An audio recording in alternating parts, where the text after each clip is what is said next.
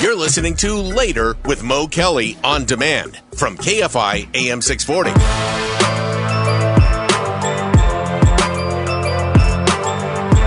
KFI AM 640, Mo Kelly here. We're live everywhere on the iHeartRadio app. And I was reminded, you can't just look at this moment in terms of right now. These protests, the unrest, the violence, you can't just look at it right now. We have the World Cup coming to Los Angeles in 2026. It's 2025, okay? We have the recently announced travel ban. I don't know how that's going to impact the Olympics in 2028. I'm being very serious. If you're precluding people from these countries to travel to the U.S., I haven't heard about any special exceptions. All I know that a ban is a ban. I don't know how certain athletes are going to be able to get in the country. I don't know how this moment impacts the perception of Los Angeles, big picture, on the world stage. I don't know how this impacts Karen Bass and her bid for re-election. And let's be honest, can anybody tell me who's running against her presently? Anyone? Because I've been in pitch battle with people on social media who are trying to tell me that this is going to be the end of Karen Bass's career. I just can't find anyone who's running against her. Now, is it likely going to be Rick Caruso? Possibly, but not definitely. And we always talk about on this show, why is it, I'm sorry, I am straying into politics now. Why is it Los Angeles and California, they keep voting for Democrats? Who is running from the Republican Party right now for mayor for an election, which is next year? That's not a rhetorical question. In other words, I would love to know, because from my information, there isn't anyone. And for all the complaints about Los Angeles, you would think this is the perfect time to jump in the race, right? After the fires, you now have this. You can complain about Metro. There are plenty of issues to run on. I don't know. And if anyone is going to tell you what's going to happen definitively next year, they're lying, because they don't know. I don't know. You don't know. Mark is very smart. He doesn't know. Now, we can use the past as prologue to say, hey, this happened in the past, and it usually impacts a city or an election this way, that way, or what have you. But no one can tell you what's going to happen. And I know it's cool to get on social media and make all these proclamations. It's cool to do that. And, call your shot. We're always in this world of hot takes. We're all going to give a hot take about what's going to happen now because of this. Because of this, the Democrats are going to lose the midterms. I don't know that. You don't know that. We don't know what this country's going to look like in 2 weeks. There could be more protests in Miami next week. And it may change the whole perception of things. And I don't mean to get real macabre and morbid, but Mark Ronner is old enough and Twell is old enough to know what I'm talking about. If I mention Kent State and what happened at Kent State and how that drastically changed the view of the Vietnam War, and also the elections in and around Kent State, which you had members of, I think it was the Army National Guard, kill 4 students at Kent State. That drastically changed everything. And the only reason I mention that is because we have not had a time since then where we've had the military used in such a way to quell protests. And that's what it's for, to quell protests. We don't know where any of this is going to lead. We don't know what any of the unintended consequences are of that. And I know it's cool, hot take, this is going to happen, that's going to happen. Nobody knows at all. Don't skip over the fact that, and you hit on it and you just glossed over it, this is happening in L.A. What happens when these ICE raids travel around the country? Because President Trump didn't just say, I'm going to conduct ICE raids on Southern California only. He said he was going to, and he gave a number. Forgive me for forgetting the number, but he says, I'm going to get rid of illegal immigrants in the United States, period. So this could go to Miami. This could go to Detroit. This could go to Chicago. This could go all over the place. It looks like it's happening in Dallas right now. Oh, Dallas right now? Yeah. Okay. Wow. And it also impacts different communities. You mentioned Detroit. I think that's one of the largest Arab American communities in the country. You can say Miami. That's Cubans and Cuban Americans. And I say Cuban Americans because there are people who may be citizens whose relatives are not. They may be just protected status. There's no telling how all this is going to impact this city. There's no telling how this is going to impact our state and our country. And I'm not talking about the foolishness of, supposedly going to arrest Karen Bass and Gavin Newsom. That's theater. That's grandstanding. That's not actual policy which is going on. This is a time I think the historians of the 22nd century are going to look back and really dig into what and why happened. This is one of those moments when we're living through history which really defy explanation and don't have a solid comparison point. There are things that we can say, this is reminiscent of that in history. Like I can say, this is reminiscent of 1970, or I can say, this is reminiscent of 1965. But it's not exactly the same for a lot of reasons. Like, for example, the only other time in which a president stepped in and summoned the National Guard against the wishes of a governor was during the Civil Rights Movement in 1965 to enforce integration. And the National Guard was called in to protect the students who were trying to integrate. It wasn't to back up law enforcement. It was truly about protecting students who were trying to go, black students who were trying to go to school. You can say this is the second time in history that has happened, and that's accurate, but it's different circumstances and to accomplish different ends. It's completely different. So there are things like history doesn't repeat itself, but there is a rhyme here. There's some similarities. It can sound the same, but it's not exactly the same. It's KFI AM 640. I'm Mo Kelly. We're going to keep following what's going on. Just to let you know, the protests are largely dissipating downtown. There is still considerable police activity. If you're looking at KCAL right now, you can see the police are lined up for blocks and blocks just in case anything should happen. But it doesn't seem as if there is a sizable contingent of protesters. There are people still milling around downtown, but not with any real direction, intent, or actually protests. You see a few Mexico flags, American flags being waved, but it doesn't seem like there's any real interaction with police. They're not in their space. In other words, they're not at least physically provoking them. We can't hear what protesters are saying, but it doesn't seem like there's any type of activity. There's nothing being thrown at the officers.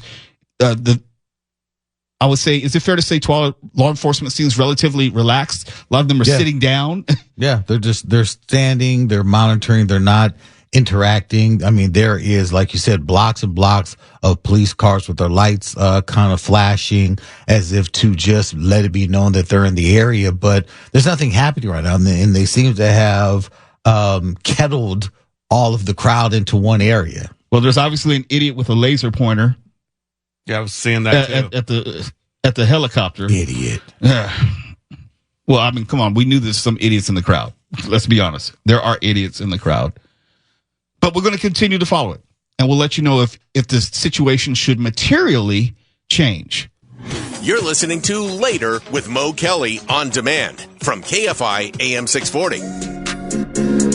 KFI AM 640. Mo Kelly here. Be with you until 10 o'clock. And we've dedicated today's show to the events in Los Angeles and Santa Ana. During the break, there was a cutaway, I think it was by KCAL. They went to Santa Ana, and there was nothing going on. Absolutely nothing. There were some National Guardsmen, some Humvees stationed there, positioned there. But as far as protesters, absolutely no one. There was no presence really around the federal building in Santa Ana. So anything which is going on at this point is going on downtown in LA. And it's just law enforcement standing, kind of staring at the remaining protesters. And let me say, if you're out at this point, it's kind of hard for me to call you a protester. Okay, you may disagree with ICE, but you're not really protesting. You're not sharing a message. You're not forwarding a cause. You're not helping your cause. You're not in any way advancing an issue. You're not even confronting ICE. You're not doing anything which supposedly the protest is about. And this is something I meant to say opening up the show. When you have protests like these, what I mean by that is impromptu protests, ones which aren't planned. In other words, you are reacting to something ICE did, or you're reacting to a positioning of the National Guard, or you're reacting to an announcement that Marines are coming. Those impromptu ones. You don't have a permit like Michael Monks was talking about. You don't have an established area that you're protesting. Well, these are not private events. These aren't invitation only events. And when that happens, you know, Twali, remember when we would have open parties where you just open the door and start playing music and whoever was in the neighborhood could come into the party? Well, that's kind of like these protests, you know, and like the open parties we don't do anymore for a number of reasons, because you don't know who's going to walk in your house or why. The protests are open. Anyone who could be in alignment with you, agreement with you, out of alignment, disagreement with you, only there to start some trouble, only there to put your protest in a bad light. Yeah, come one, come all. And those are the things I think people forget.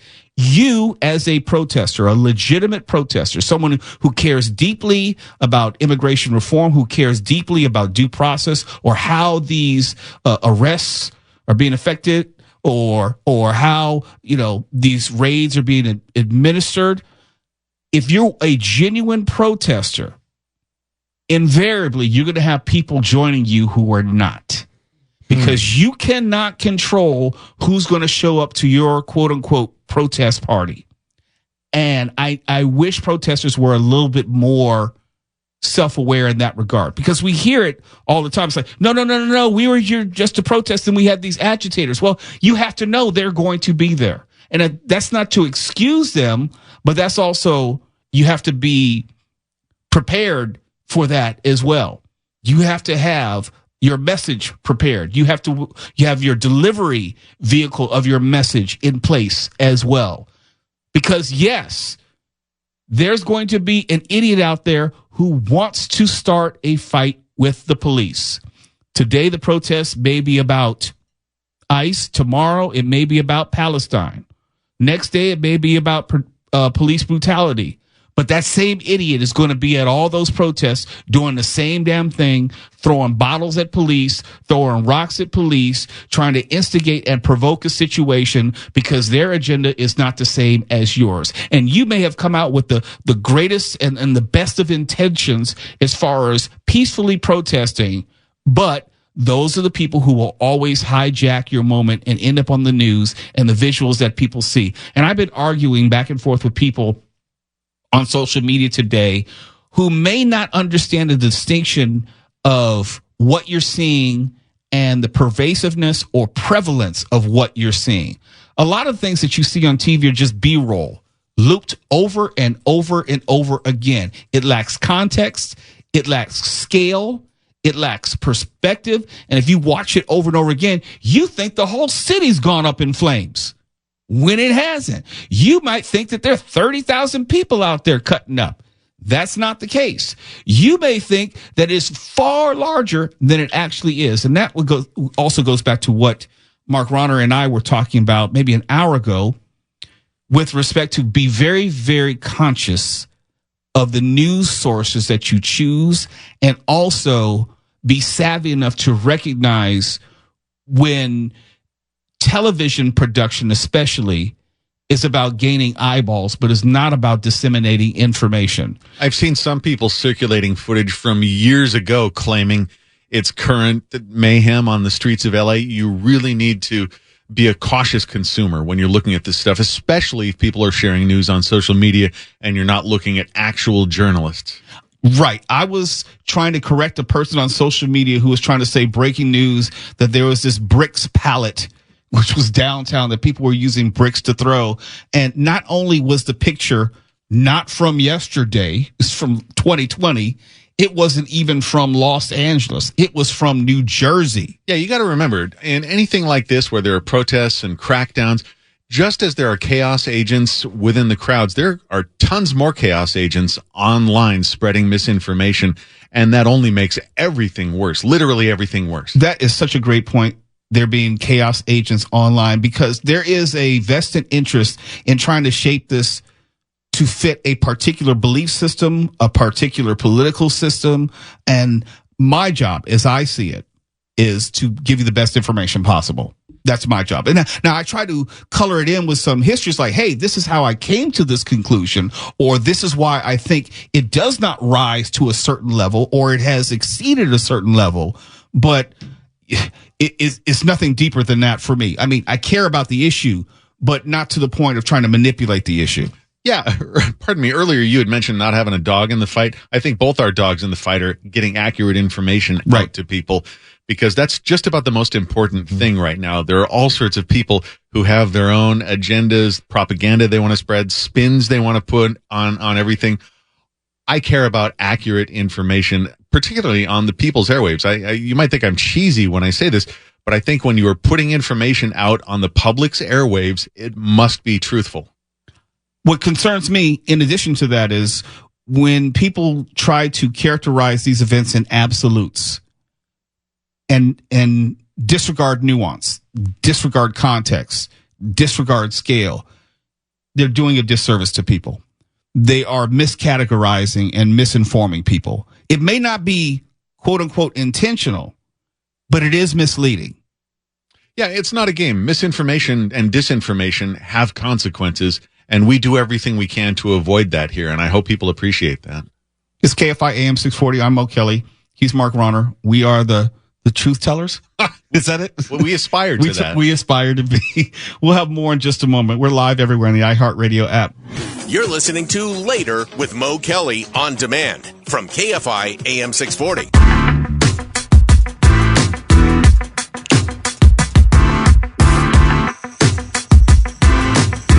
KFI AM 640. Mo Kelly here. We're live everywhere on the iHeartRadio app. We're going to stay with you until 10 as we continue our coverage of what's going on. At this point, only downtown. There's nothing happening in Santa Ana from what we can tell. And I need to go back to school because there's so many flags out there. I can't even tell you what half those flags are. If they're a country, if they're a part of a group, there's a mixed American and Mexican flag out there. A lot of things going on, but I can say this definitively, and Tual and I were talking about this during the break. There are no more protesters out there. These are just people who are looking for trouble at this point. There are no signs that they're holding up. There are no messages that they're trying to impart. There's nothing positive as far as their intentions. Now, I can say that LAPD is starting to move forward again. It's hard to tell. I want to say there may be 60 or 70 or so protesters from this camera shot that we're looking at on KCAL. This is the last remnants of those who want to say anything. There were a few protesters who were trying to fire like Roman candles into the crowd. I don't know if that's a tear gas canister. Yeah, I think the police are done. Yeah, they're done with them now. Yeah, they're done. They've They've started throwing some tear gas into the crowd there. Yeah, they've had enough. Yeah. So they're basically going to push everyone out. And they're not a lot of people. They're not a lot.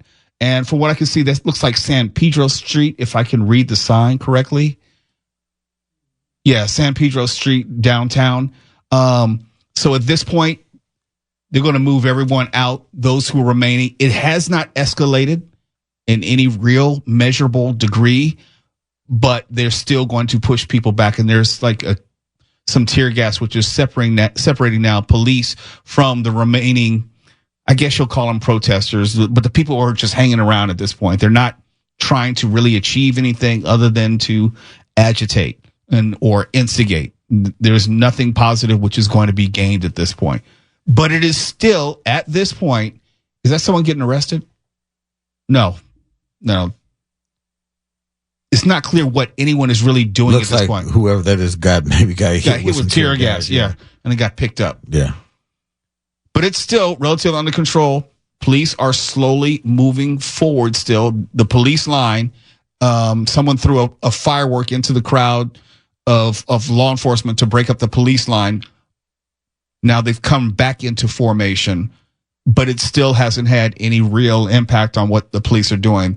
They're still very disciplined, and more fireworks being thrown at the police officers, but they're just fireworks. They're not like M80s. It's just, we're close to the 4th of July, so people are bringing in everything they can to disrupt what is going on downtown. But that's about it.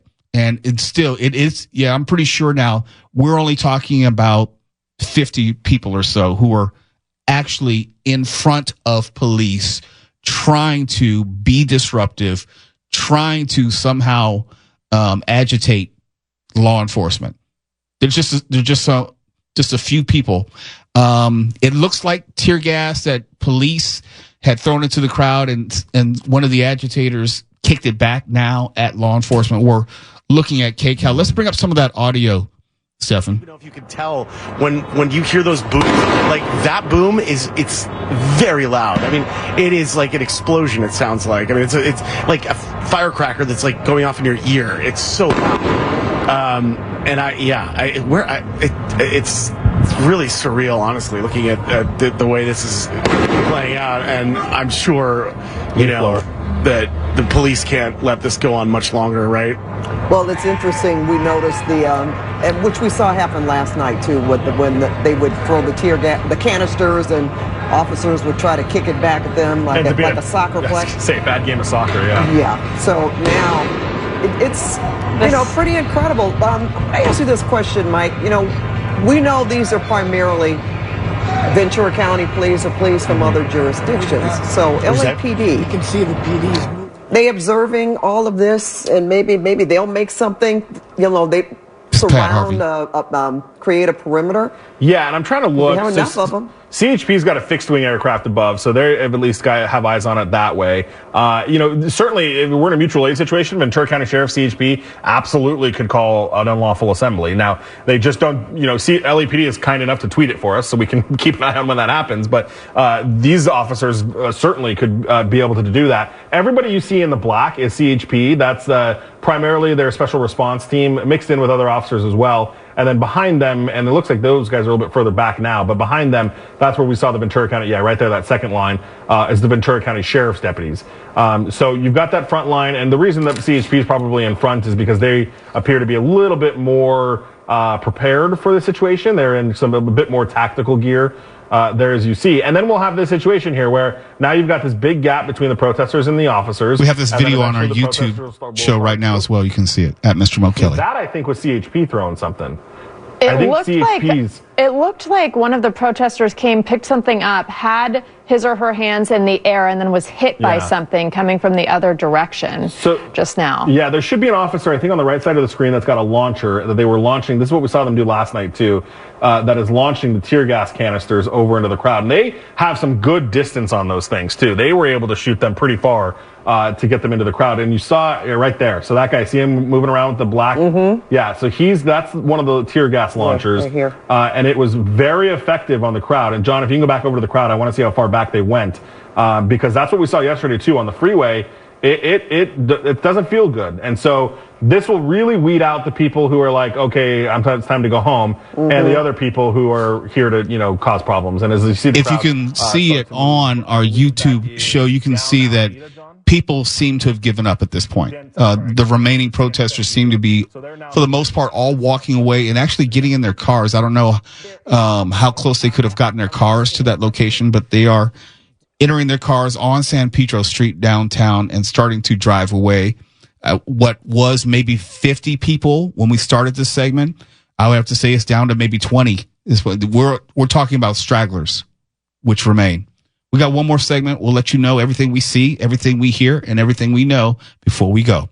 You're listening to Later with Mo Kelly on demand from KFI AM 640. KFI AM 640, Mo Kelly here. We're live with you until 10 o'clock, and then George Norrie will take over for Coast to Coast AM. And I think, and I don't want to get ahead of myself and sort of contradict everything I said, but I do expect there to be more ICE raids in Southern California tomorrow. Because why? The Marines are coming.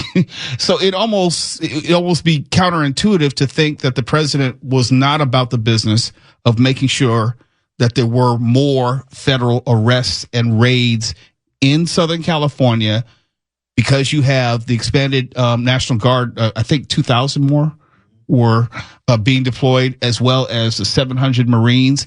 That just says there are going to be more ICE raids tomorrow. Well, does that mean specifically in the downtown area? Probably not. We saw that they were in Paramount, if I'm not mistaken, earlier today. So there'll be other cities around the Southland, which I would expect them to be.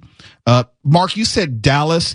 Do we know anything more about what might be happening in Dallas? No, I just saw the same kinds of footage of crackdowns on protesters in Dallas. Mm-hmm. I don't have a lot of detail yet. Just give me a moment. No, that's okay. But if anything, that's another city that we should be watching for tomorrow. And there are people all around the country who are watching LA.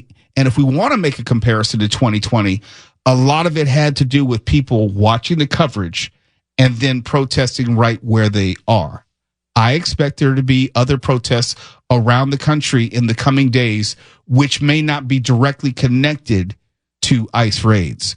It may be just an expression of anti-ICE sentiment around the country because of what they see in Southern California. And there'll be more to see in Southern California, if only because of the National Guard and the Marines and more ICE raids. There likely will be more protests. If we can keep them nonviolent like they were tonight, fantastic. Absolutely fantastic. Do I think the protesters accomplished anything? Absolutely not. Absolutely not. And here's something that's different now than maybe 1992. In fact, I know this is something different now than in 1992. You don't have a generation of, or I should say back then, you didn't have a generation of people who had grown up with a phone in their hand and desperate to get content for their social media. You see the would-be protesters and agitators all have phones. They're always trying to record and get content for whatever reasons for their social media channels. And I think that extends a lot of these encounters because they're looking to generate content and some are looking to generate some sort of conflict. You didn't have that in 1992 because there was nothing other than just TV. And after a certain point, that's not going to be enough for everyone to hang around. But because of social media, these take on a different feel and a level of importance with people who don't have any connection to this at all. I know that there are social media warriors out there right now who are just about trying to get stuff up on X or on Threads or their Facebook page just for that reason, to generate content. Don't have any real interest in the issue, don't have any real interest in immigration or immigration reform or ICE or anything like that. They're just there so they can document whatever they can and also show all their followers that they were somehow part of it. Now, I just got to ask you this, Tuala, and I don't mean to put too much of your business out there, but I think you can handle this question. Is this a moment where you sit your kids down and say, this is going on, that's going on, you know, try to give them some context, or do they just kind of figure it out on their own? No, I actually had to have a conversation with my son who decided he wanted to go and hang out with his friends and go to the beach over the weekend, to which point I said, hey, man, I need you to understand, you can spread this through your whole crew. Right now in LA, it is tense. We do know that the National Guard is on their way, and this was late yesterday. We knew the National Guard's on the way. We know that they are arresting people. We don't know yet if there's any type of curfew. I know that there was something going on the freeway on my way here. I need you to be very, very careful. I would appreciate it if you all would just go somewhere and stay there. Don't be out. Okay. And I said tomorrow, because he was going to go to the beach, and that was going to be on Sunday. Oh, Sunday. Okay. And I said, before you go, before you go. You need to call me because I'm monitoring the news. And if it is looking too crazy, you will not be going anywhere. I understand you're grown, but you are my grown son. All right. And I will be coming to get you if it's going down. And if you do go, be back before dark. There's a whole lot. There's a whole conversation we had to have before he made any moves. Because it's just, I can't have my son get caught up in any madness just trying to get home. No. I was concerned about just driving in tonight because we didn't know what today was going to look like. Was it going to be an escalation of last night? Or was it going to be like tonight, a de-escalation? Because I told Tuala, I have a full broadcast studio at home.